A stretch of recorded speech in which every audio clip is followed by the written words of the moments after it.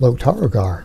Hey everybody, it's Jason Blaha here, everyone's favorite orc mercenary, and it's time for another orc mode workout. Today's workout got cut short a little bit. Started getting some wrist pain, and both my hands hurting too. And I noticed it on the bench press, and once I started deadlifting, it's like it really became noticeable, even carrying plates. So I'm like, okay, that's it for the week. That's my joints telling me I'm done for the week. And you know, this is the stuff you've got to pay attention to when you are cutting, particularly when you're cutting, because I'm dropping weight relatively quick at this point. So I need to be aware of these things. There's little recovery things that you need to pay attention to. But we'll get back to that in a minute. So let's talk about what I did do when I did my squats. And squats weren't that bad today, you know. Yeah, I've been slowly bumping the weight back up a little bit. And quite honestly, it was challenging, but it wasn't, you know, total grinders. It wasn't total grinders. Now, one thing I will note, there are some people who are commenting a little bit about some of my my hip drive and everything going on there. You guys know hip drive. But if you watch the flags next to me, that lets you get an idea of my bar path. So people need to understand, if you think about the bar staying midfoot, and you think about how close the bar gets to those flags, if you watch it right here, watch me from the bottom to the top and notice that my distance traveled as far as forward or backward doesn't change on the way up. So if you watch just my hand placement and where the bar is relative to those flags, I'm actually squatting in a straight line.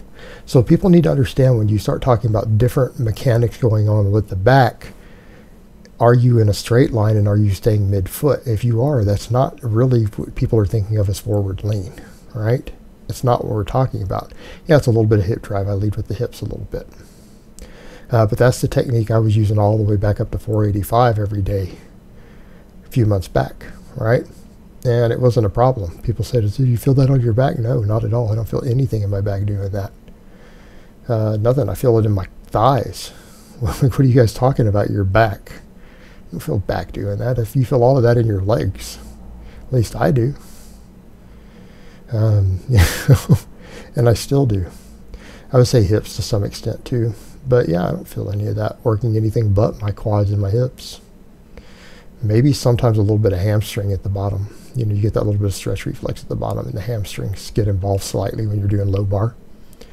So, you know, that's just what it is. It's just a movement pattern. But the thing is, it's not what people are worried about when they talk about that movement of the bar. If you notice that, that is a straight line. Like, I'm not getting closer to the flag, like I'm leaning forward further with the weight itself.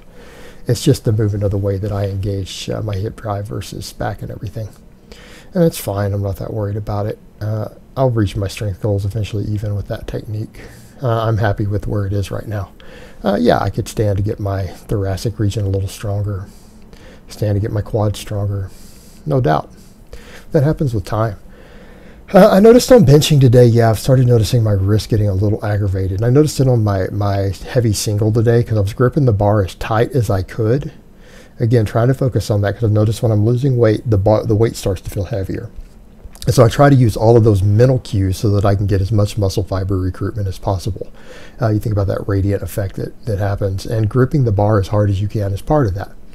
So focusing on gripping the bar as hard as I possibly can, just like squeezing the crap out of it, and then pushing myself away from the bar. So trying to drive my back into the bench, right? And that's how you get explosiveness. That's how you get better muscle fiber recruitment, and, you know, it drives everything up. But I noticed when I did that today, when I turned loose of the bar at the top, as soon as I turned loose, like I felt it. Like I really felt like a little bit of my hand and wrist. And then I noticed when I started deadlifting, both of my hands hurt. But on my heavy single here, I noticed that, because again, squeezing it as hard as I possibly could, I just felt, again, almost like I strained some connective tissue in my wrist and like the bone in my hand a little bit. But you know what? I've got the whole weekend to recover. And that's the beauty of it. That's why another reason I'm only training 5 days now, Monday through Friday. I don't have the extra food to recover. And then that also, if people are curious what I do on the weekends, that lets me kind of fast in the mornings. I do intermittent fasting right now on the weekends, because I'm not training in the morning. I don't need training fuel. I can wait till noon or later to eat breakfast, and then I get a big old amount of protein in. Like, I try to start my day with about 150 grams of protein of some type when I do that. And it actually gives me really good caloric control for the weekend, especially since I'm not training. And it seems to work out nicely for me right now. I mean, it's working. The scale's going down. Today is 225.4, or was it 0.2? Whatever. It's like it was 0.2 down from yesterday. I think I'm 225.2 today. So we're just seeing that nice little downward trickle. And so I have a feeling by Monday I'll be down in the 224s. All right, it will be 14 pounds. When I get there, it'll be 14 pounds from this year's goal. We're 15 pounds away. So yeah, I mean, even though the back off work, I started noticing it, and it did feel a little heavy. But I went to do these, and when I went and did the hook grip with the second warm-up, as my wrist was just kind of hurting, and I realized, okay, that's it. That's when you need to stop.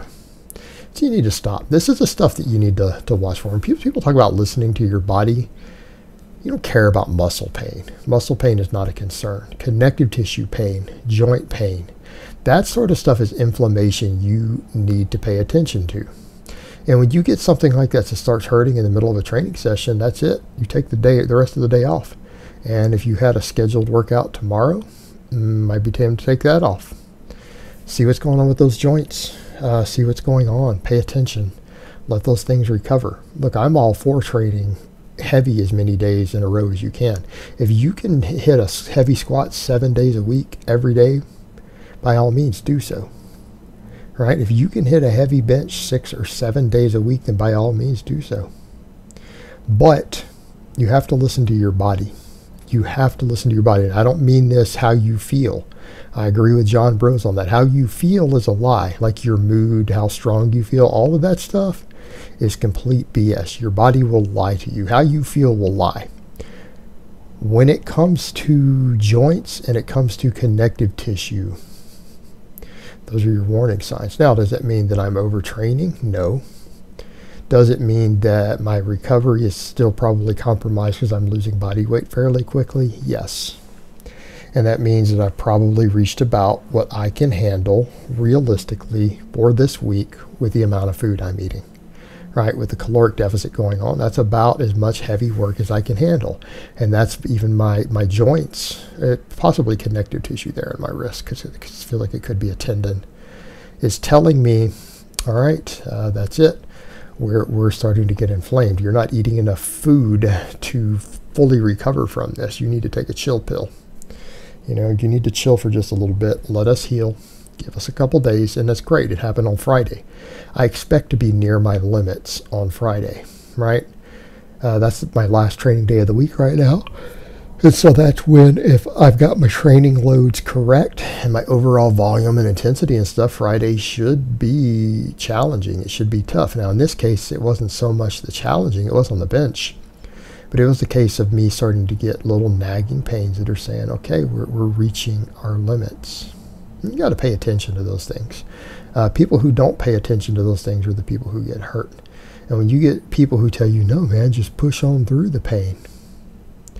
That's the mentality of stupid, young gym rats, right? You pay a price for that. All right, I'm old. I want to keep getting stronger. I'm in my 40s now. I want to be stronger and healthier at 50 than I am right now. You don't get there by not paying attention to things like that, particularly when you're in a weight loss phase where your recovery isn't 100% because you're eating less food. Yeah, that's when pushing through that stuff, that's when it will really and truly get you hurt. So it'll get you hurt. And we just have to accept those things and not get upset by them. That's the other thing, you know, you've got to keep in mind. You can't ever get upset about what's going on with your training. Cannot get upset, because you know what? That extra stress from that negative emotion you get from it does what? That'll impede your recovery. And if it's impeding your recovery, that's making the situation worse. You got to learn to just let it go. Just like me, it's like, okay, my wrist hurts a bit. All right, I'm done for the week. Let's get those last couple exercises. It's Friday. I had the whole weekend off from training. All right, get plenty of protein in, get some extra veggies in so that I get some good nutrition. You know, maybe he could hit the salad buffet so I get a ton of salad in. Rest, recover, and hopefully it's good come Monday. And worry about it on Monday. I'm not going to think about my lifting. I'm not going to think about my training at all until Monday. Rest and recover. Alright guys, but that's really all I have to say on that today. I hope it's been informative, and I will talk to you guys next time.